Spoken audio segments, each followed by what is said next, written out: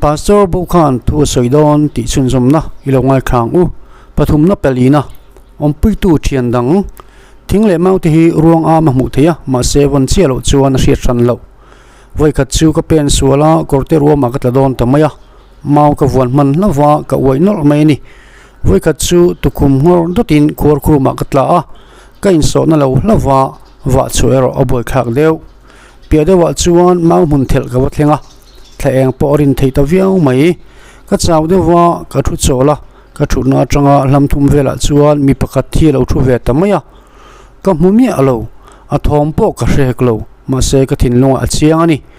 chuta tanga ka han kal le chu ni kang mauram chang thang ne muna hian paiwat dewin ke chawa ka hnung lam ka eng to lawa ka sir lam po ka veng hek lo kalna tur chau ka ngai towa chun enga thian dun ramwak in zuyang main rilru ka poni chakdewa chuan ka thu chol le a thosia tam hle towelin ka inza phur phura ka kal le tur chu ka tong chuaka kal le tong hiang ipte pui la chu mina pui tum hleilowa kan ti taroka kanui azan no le ani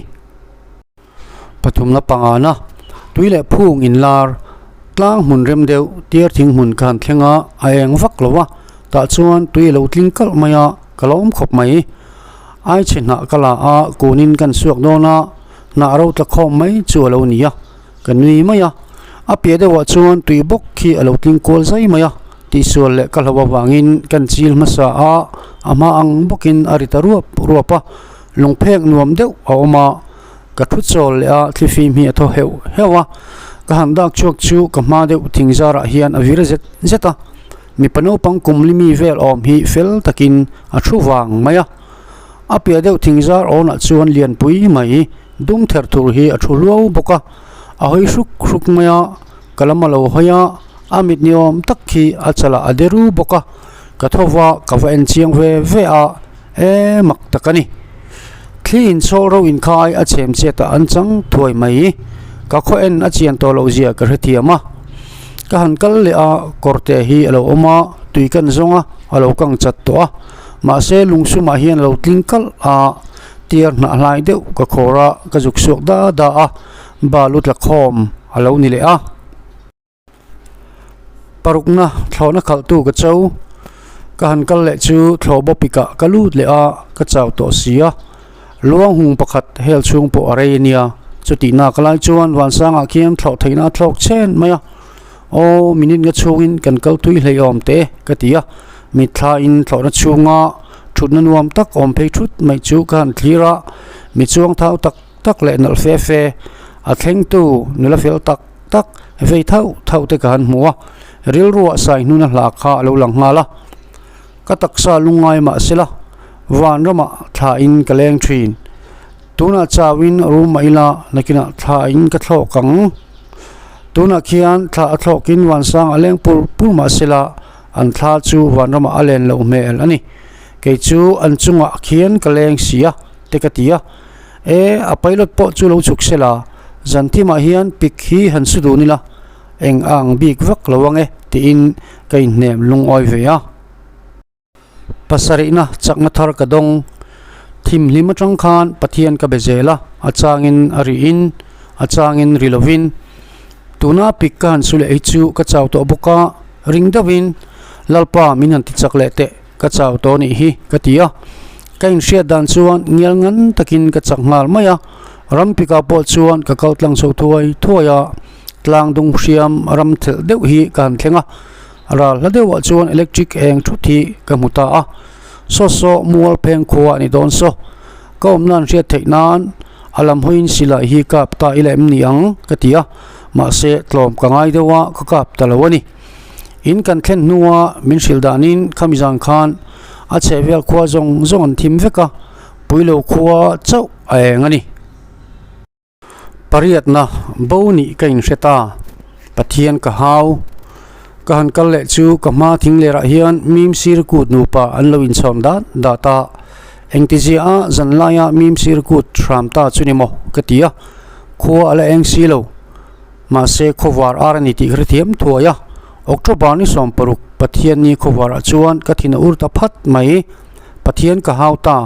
lalpa po katidu lo pathian enga tinge hetiemiti khowar ma a kho thleng man turin thima po pika po chol phalovin ka om ti isia enga tinge khowar thlenga hetamiom ti in ring dewin ka anga enge mo chung chu ka taw de nga lani anila chuan min chang ngal lem silova ka bodan achuan ka chiang ta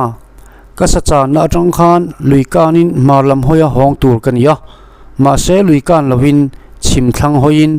ka sacha na pia loka zan kho in seom noya phur takin ka kala lo nia khotim chung zongin ka bauti ka shelo kho awar ve le ka bau chiang le ani ti ka heta a ril rual thu lo thenga ring tu te jinga kong dik lo wakal phur taka seom tur thin te jinga po hian chatuan kho awar ma a boni in hrechu reng lo tur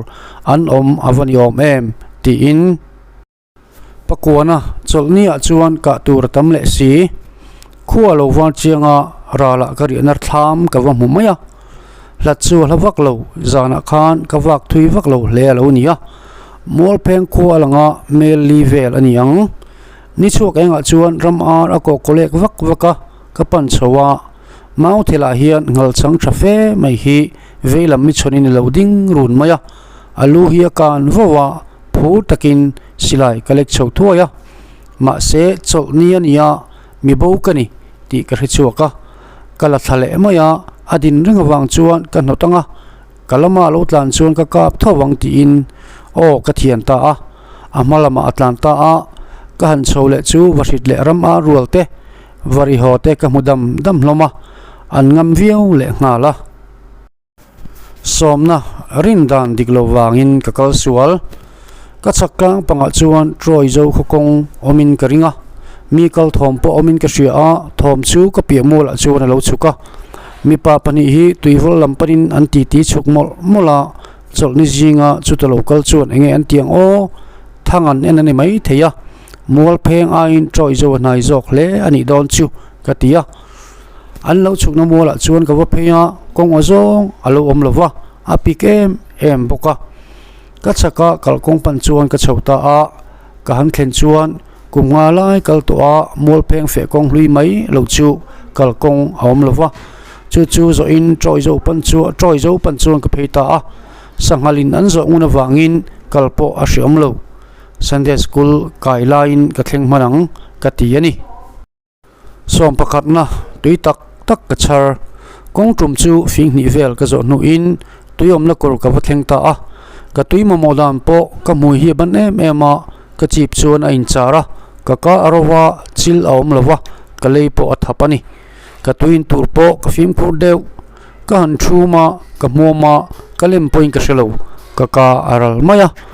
trum ni na chu mong chang in kalema chuta na kala a in takin ka in ta a ma se ka in tam thei lem lo mol pheng pan a tha zo kang troi zo panin upalal lian ina in nang fa kila a tha nge ka ti kha ka ngai to non le a keima ka in ena kalukhuma bo to a ka sam chu a balin a pheng chu ala ka chem a pai tangin a tlabo to a ka towel on machin kre to lo ka ke kor chu khup chunga achum lo chawnia ka korla chu a thi nuang boksia ka pumin ka por pheng pungani chutiang chunga cholni jinga pastor senior silai puwa mi khuwa hanlu cheu mai chu mol pheng panin ka hota zo ka areng thu in ka kaltum na kha troi zo lam ani ozong lova kom na chu a committee tlang sang anti mol bung anti bok nuai chua chong upazaw le thlam sang mol anti ania kong truma khan kalta zel ni ila chu phai pui bu karamngo ka thlenganga chumi zo then kurama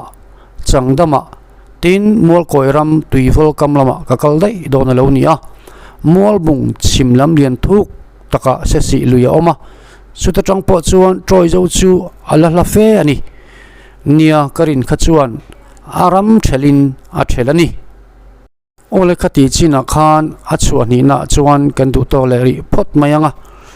chunjom zel turalania angai nom chodon choni ti hriain khongai takin milong ai thlak saka milo share saka milo comment sak zel tu chewin in khongai na karon nge ni e